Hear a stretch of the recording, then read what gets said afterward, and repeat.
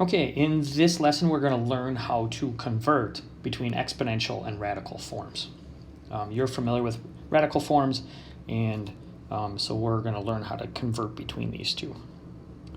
Okay, take a look at this picture. It's a little bit blurrier than I'd like, but how many circles contain a black dot? How many circles contain a black dot? Okay, so really today we're going to start by talking about rational exponents. And rational, you can see the word ratio is in here. A ratio, remember, is a comparison of numbers by division, usually written as a fraction. So rational numbers are just usually written as fractions. So what we're going to be talking about is fractional exponents and what they mean, okay? So first, we're going to start by going from exponential form, okay, where the exponent, okay, looks like that, and it's a ratio. And what we're going to write is the radical form first. I actually want to start with this one, though, and then go back to this one because I think it'll make more sense. So really, when we're looking at these kinds here, a to the m over n power. Okay, so really what this is this, when we rewrite it as a radical, okay, I'm going to put my radical there. The denominator is your index. So in other words, this is the nth root. Okay, now a goes under here, and the exponent of a is your m. So in other words, this.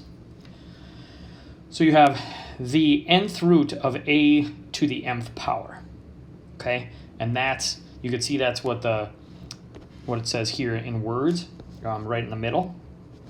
But that is how we convert, okay? So now when you go back to this one, we would say the same thing. This is the nth root of a to the first power, but we generally don't write that, so it's usually just written like this. Okay, so that's really all that means. But really what you want to keep in mind is this and how we go back and forth between these two. Okay, so that's really, if you have that, you should be good. Yeah, okay. Let's take a look at how this works. Here, the directions say to write each expression in radical form and then simplify if we have to. Okay, so now I'm just going to really use this form between exponential and radical form to get us where we need to go. So I know I'm going to write a radical to begin with. Okay, now the denominator is my index, so that's 4, and then I have x to the first power. Now I don't want to write that, I want it as simplified as possible, so I'm just going to write that. Okay? Okay, hopefully that makes some sense. All right, let's take a look at the second one. Now, here you'll notice the 15 and the n are in parentheses, so that's important. Okay, the index is 2. Remember, it's a square root, so we don't need to write it, so I'm not going to put that there. Now 15n, this is really raised to the first power, so I don't really need that, so I can just write it like this. Okay, all right. Hopefully this is starting to make a little bit of sense. All right, let's take a look at this one right here, 24. You can do this however you want. You can write that first, put that there. Now this right here is raised to the first power, so I don't need to write that. Now, this one actually I can simplify. So you always want to check and see if I could simplify, and on the previous ones we couldn't, so I just moved on. But this one I can simplify. So cube root, let's see, cube root of 8 and cube root of 3. So this would give us 2 times the cube root of 3. And that would be my answer. Okay, so this is how we go from exponential form to radical form. We're just going to try a few more to get us some practice with this. Okay, so here we go. Again, cube root, I've got 7, and then that's squared. So I want to simplify that. That's 49, cube root of 49. And then I want to see, can I simplify this and break it apart? And there's no perfect cubes that go in there, so no. So this would be my answer, cube root of 49. Okay.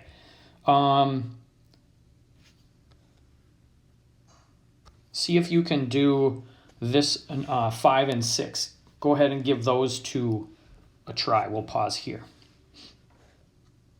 Okay, so this one, see how you did.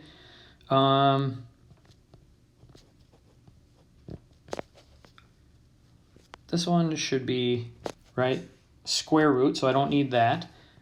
And then k to the 7th. Okay, well, I need to break that apart because I can simplify that. So this would be k to the 6th times, okay.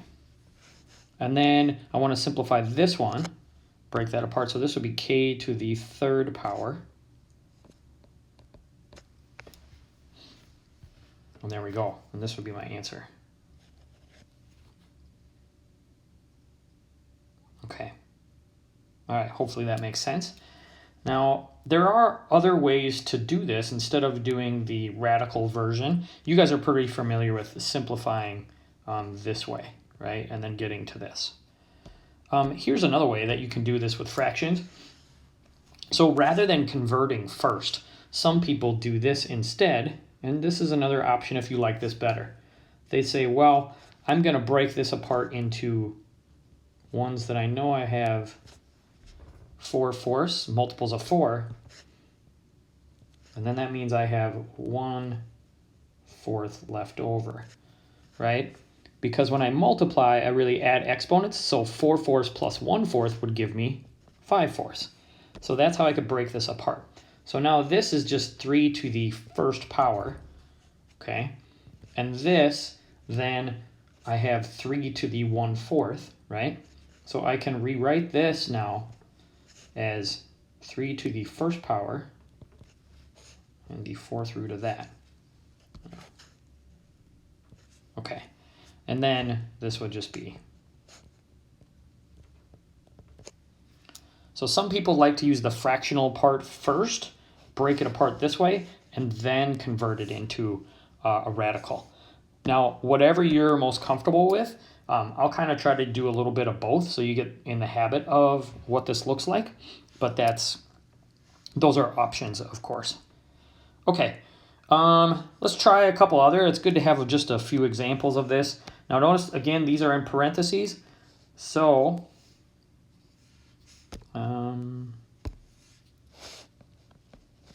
so this one, let's see, if I do this, I've got the 4th root of a b to the, no, I put it in parentheses, so I want to keep that in mind. And then I'm going to simplify this because it's in parentheses. This really means a to the 3rd power, b to the 3rd power. That's the 4th root of that. So this would be simplified. Now I can't go and break this apart because these are less than my index. So already this would be my answer then. Okay. All right, let's try another one. See how we're doing here.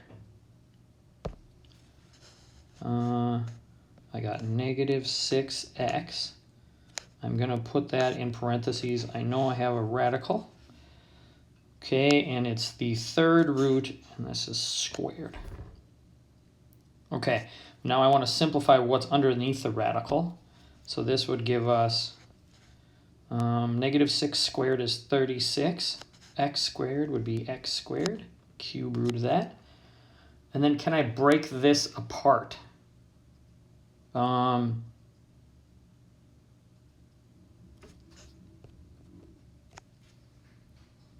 Okay, well, I could do the cube root. Oh no, there's nothing that would go in there, huh? 8. Nope. Okay, so I guess we would stop here. All right, well, that would be as far as I could go. All right, how about this one? So this one has a number in front.